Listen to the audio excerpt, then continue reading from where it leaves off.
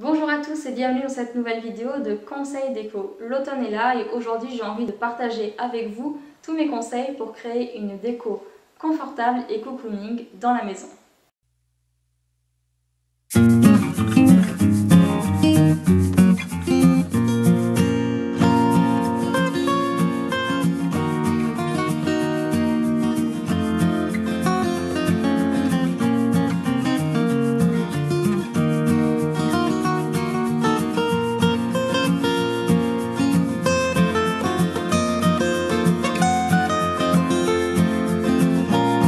Une déco cocooning, qu'est-ce que ça veut dire? C'est tout simplement une déco qui va nous inviter à nous relaxer, à être confortable dans la maison. Si vous voulez, le cocooning, c'est ce qui va transformer le confort, donc le fait de se sentir confortable et agréable chez soi, en véritable réconfort. C'est-à-dire qu'on va se sentir comme dans une bulle très agréable au sein de sa maison.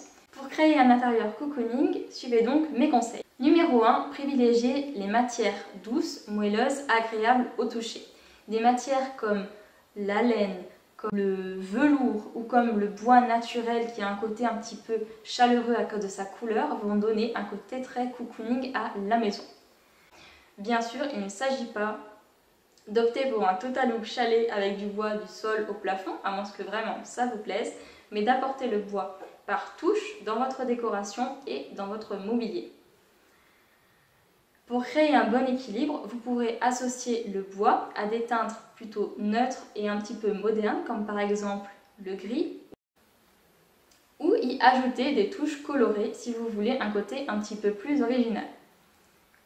Pour apporter encore plus de chaleur à votre intérieur, vous pourrez également miser sur des teintes automnales, comme par exemple le orange par touche, des couleurs un petit peu profondes comme l'aubergine ou encore comme le terracotta qui lui va donner un vrai effet bonne humeur à votre maison.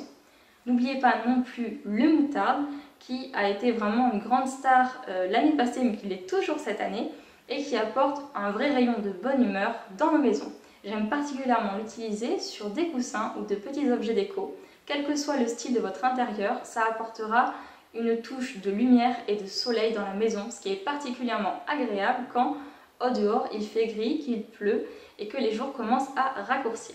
Le cocooning, c'est aussi ça, c'est être confortable et agréable dans la maison et regarder tomber la pluie par la fenêtre et se dire que chez soi, on est bien.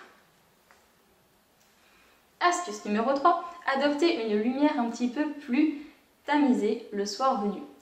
Pour cela, vous allez pouvoir privilégier des éclairages d'appoint, des éclairages secondaires qui vont avoir un côté un petit peu plus décoratif que fonctionnel, mais qui vont être vraiment très agréables. Multipliez les guirlandes lumineuses de différentes formes et de différentes couleurs. Ajoutez quelques bougies, si possible parfumées, naturelles. Ajoutez également quelques lampes décoratives à poser qui pourront vous servir de lampes d'appoint dans toutes les pièces de la maison.